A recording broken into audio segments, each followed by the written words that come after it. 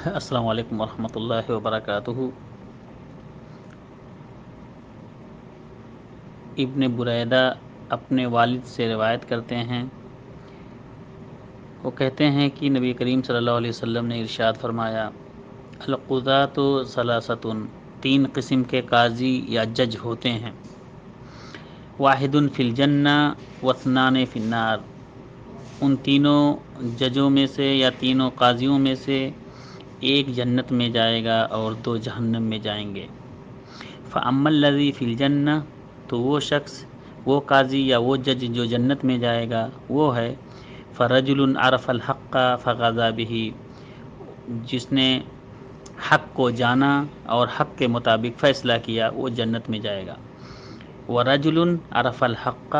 فَجَارَ فِي الْحُكْمِ فَهُوَ فِي النَّارِ، اور دوسرا جج وہ ہے جس نے حق کو جانتے ہوئے بھی ظلم کیا اپنے حکم میں، فیصلے میں، اپنے فیصلے میں، اپنے آرڈر میں اس نے ظلم کیا تو وہ شخص جہنم میں جائے گا۔ وَرَجُلٌ قَضَىٰ لِلنَّاسِ عَلَىٰ جَهْلٍ فَهُوَ فِي النَّارِ، اور تیسرا جج یا تیسرا قاضی وہ ہے جس نے فیصلہ کیا کسی انسان کا نادانی کے بنا پر، جہالت کی بنیاد پر، اس نے معاملے کو سمجھا ہی نہیں، اس نے معاملے کو اچھی طریقے سے جانچ پڑتال نہیں کیا اور فیصلہ دے دیا تو وہ بھی جہنم میں جائے گا۔ ابو داؤد کی یہ حدیث ہے، اور ابو داؤد کہتے ہیں ھذا اصح شیء فیہ، یہ حدیث یعنی تین ججوں والی حدیث اس باب میں سب سے زیادہ صحیح ہے۔